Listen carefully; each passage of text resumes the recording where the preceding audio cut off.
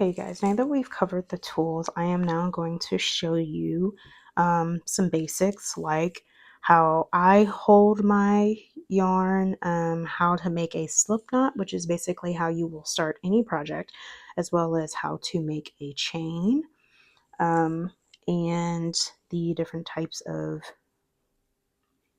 ways to um, use your hook when you are crocheting. Okay, so first things first, this is my yarn. As you can see, this is actually my loops and threads yarn. I have two skeins of these, but I'm using the other one that I already have open. All right, first things first, I am going to show you how to do a slip knot. So when making a slip knot, you will see many different ways to do that. This is the way that I've learned to do it that is actually really easy for me and it doesn't take a bunch of time. So what I'm going to do is I'm going to actually wrap my yarn around my finger like so. And this is now the tail of my yarn and the rest of this is the body, which is still connected to the yarn ball. So again, I'm going to loop it over my finger like so. And then I am actually going to take the tail and hold it between my middle finger and my thumb like this. Oh, I'm sorry. I'm actually going to, let me try it again. You're going to loop it over your finger and you're actually going to take it from your other hand and cross it and it will look like that. So over your finger and on the bottom, as you can see, it's not crossed. I'm just going to take the tail of this yarn and cross it over like that. Now I'm actually going to hold it between my middle finger and my thumb, like so. So now I have this cross underneath, but I have this single loop on top. So keeping it like this, you're going to take the body of the yarn, you're just going to grab it, and you're actually going to wrap it around your finger again. And as you can see, I'm wrapping it in front and not the back. So this was the original loop, and I'm just going to wrap it over in front of it like that. And now I have two loops on my finger, and then I am going to hold it like I am doing the tail here. After you do that, the yarn closest to your knuckle, you're just going to pick it up like this and pull it over. So I'll show you again. I'm going to pick up the one closest to my knuckle, pick it up, whoops, put it back over. Actually, let me show it. Okay. Over, cross, hold it, over, hold it. Now, closest to my knuckle, pick it up and pull it over the one in front. And as you can see, that loop is now on the bottom. And I'm actually going to let it go like this. And now I have this loose in here, but I'm going to use my finger and pull up, and now I have a knot. So, and when you are done, you can take it off your finger and you can see that I now have this loop and I still have my tail here, and it's called a slip knot because even though it is knotted here, I can actually pull it apart like that. So I'm going to show you again. Over your finger, cross, hold it, over your finger, hold it, take your back loop closest to your knuckle, pull it over. And honestly, some people actually use their hook to do that, so I can do that as well.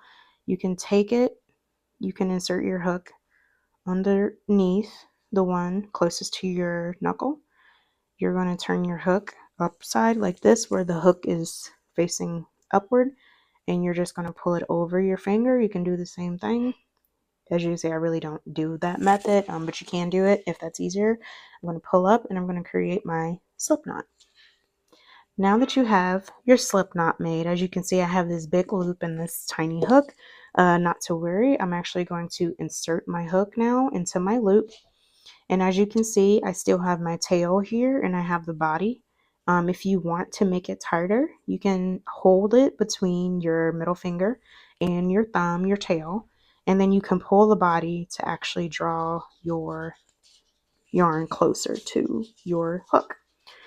So now that I've done that, I am going to now show you how to hold your yarn while holding your hook so that you can develop kind of your own way of how to hold it when you're making your projects. This will vary from person to person. Eventually you will kind of learn your own way of doing it. But for starters, what I like to do, sorry, I have to practice first because I haven't.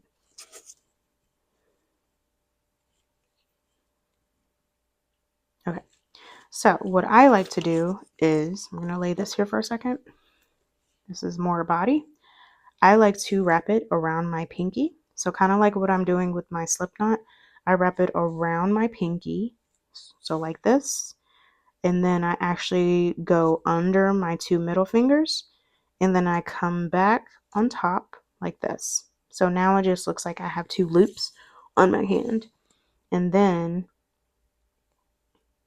like this. And then I usually might hold it between my middle finger and my thumb. Again, this will vary from person to person, so I can show you in real time.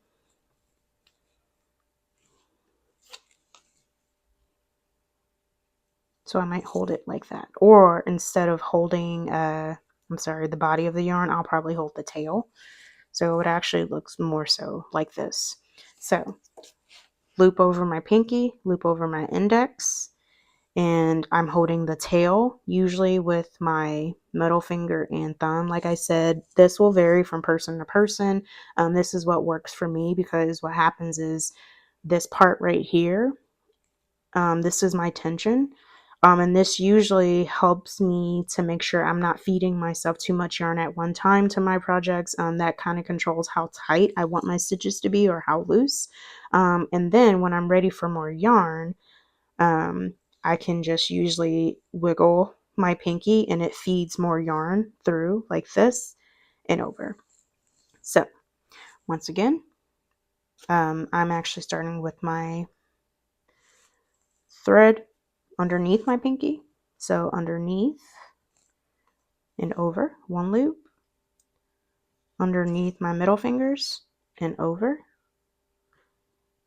middle finger on the tail and thumb, holding that tail, and that's how I start. Again, that will vary from person to person.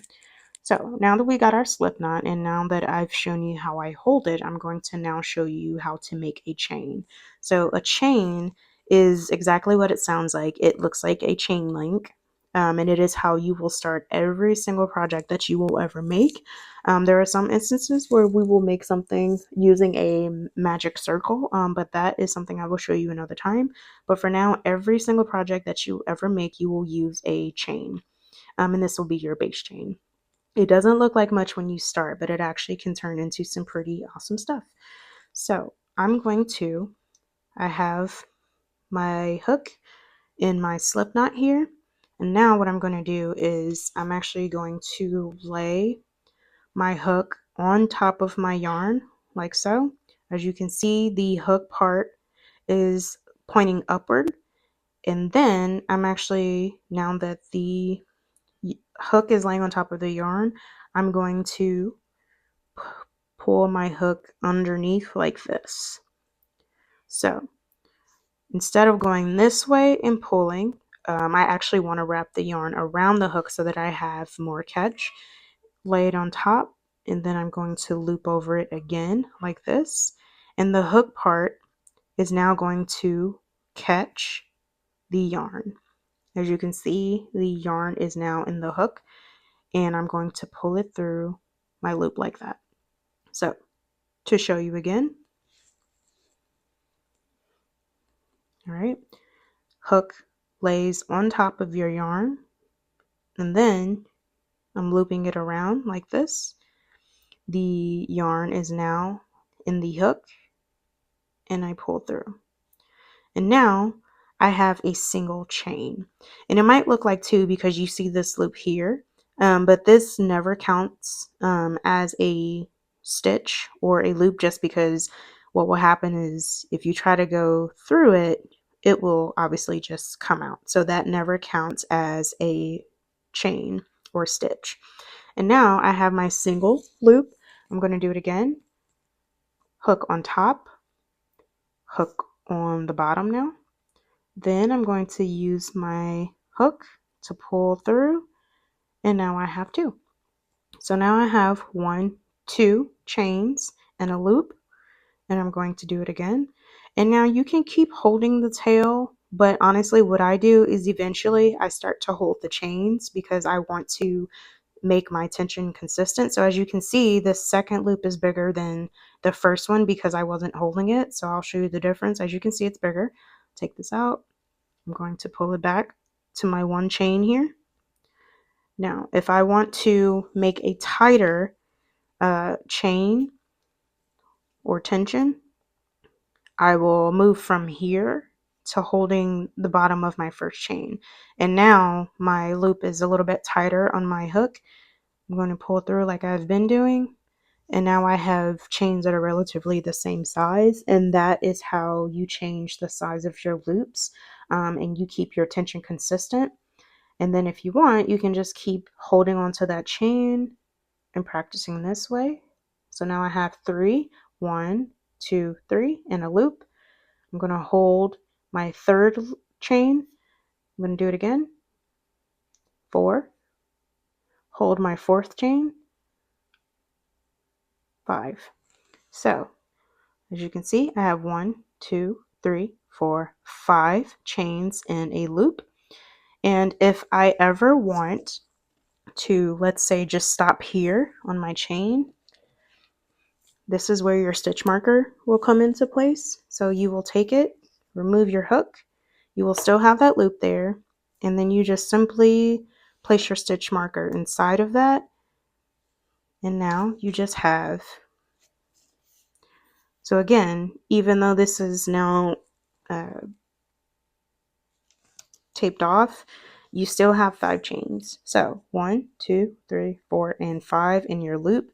And then whenever you're ready, you can go right back inside and keep going. And sometimes if you just want to keep your place, you can still keep your stitch marker there. I sometimes do that and hold it, and then I just go through. And a lot of times, when you start to get to more advanced stitches or patterns or something like that, it might require you have a single type of stitch in one spot and then, change your stitch the next. So you want to be able to keep track of that, and stitch markers is a great way to do that. But if not, no harm done. I still have my 5 chains. So removing that, I'm going to take that off, put down my thing. And if you ever find that you mess up or whatever, you simply can just pull this and it will unravel the whole thing.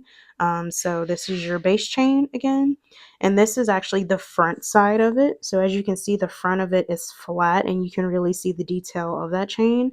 But if you turn it over, it looks a little bit more complex. You have the outside of the chain here, but then you have these little ridges that are in the middle.